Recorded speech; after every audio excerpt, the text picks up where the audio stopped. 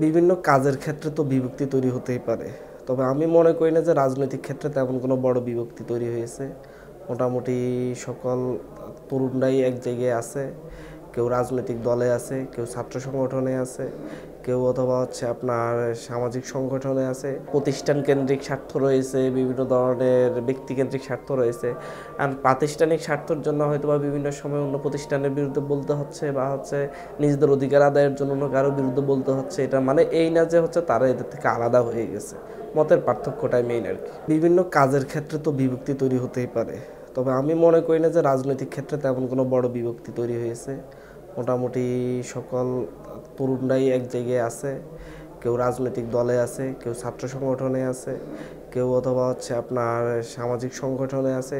কিন্তু 5ই আগস্টের পূর্বে শেখ হাসিনা ফ্যাসিস্ট বিরোধী যে আন্দোলন, সেই আন্দোলনে মূলত সকল সামাজিক শক্তি, রাজনৈতিক শক্তি এবং আপনার ছাত্ররা সকলে একসাথ হয়ে গিয়েই কিন্তু আন্দোলনটা করছে। যার কারণে সেখানে ঐক্যবদ্ধতা একেবারে স্পষ্টতা দেখা গিয়েছে।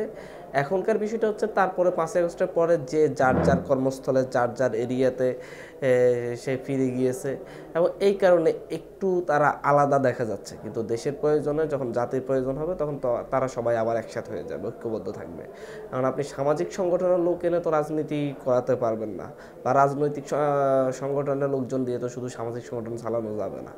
সেভাবে একটু আলাদা হচ্ছে এবং বিভিন্ন ধরনের প্রতিষ্ঠান কেন্দ্রিক স্বার্থ রয়েছে, বিভিন্ন ধরনের ব্যক্তিকেন্দ্রিক স্বার্থ রয়েছে।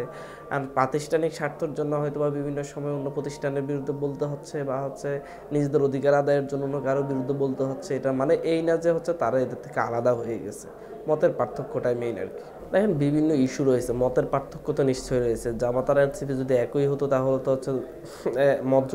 একই মতের হতো তাহলে তো রাজনৈতিক দল একটাই হতো।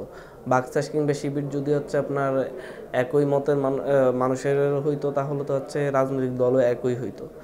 দুই জায়গায় দুই মতের মানুষ দুইটিই পলিটিক্যাল পার্টি করছে, সুতরাং তাদের মত পার্থক্য রয়েছে। সেই মত পার্থক্যটা অনলাইনে দেখা গিয়েছে, সেটা বড় করে ইস্যু না। যারা হুমকি দেয় তারা হুমকি পর্যন্তই থাকে, হুমকি দিতে পারে। যারা প্রকাশ্যে রাজনীতি করতে পারে তারা প্রকাশ্যে রাজনীতি করে। একটি পতিত স্বৈরাচার, তাদের বিভিন্ন সুবিধা ভোগ করা লোকজন আছে, সন্ত্রাসী আছে, তারপর সন্ত্রাসী সংগঠন।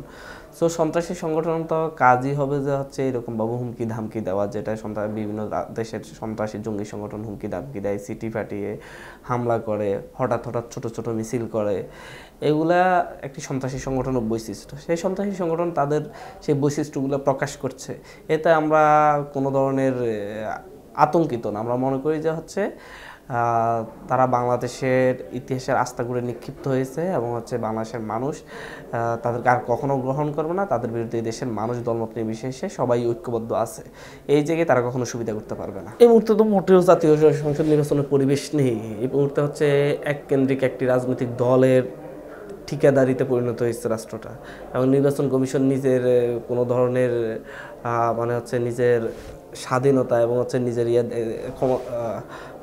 নিরপেক্ষতা দেখাতে পারেনি। তাকে দেখা গিয়েছে যে সে ইশরাকের ব্যাপারে এক ধরনের অবস্থান নিয়েছে, আবার ফয়জুল করিমের ব্যাপারে আরেক ধরনের অবস্থান নিয়েছে। জামাত নেতাদের বিরুদ্ধে এক ধরনের অবস্থান নিয়েছে, আবার বিএনপির নেতাদের বিরুদ্ধে অন্য ধরনের অবস্থান নিয়েছে।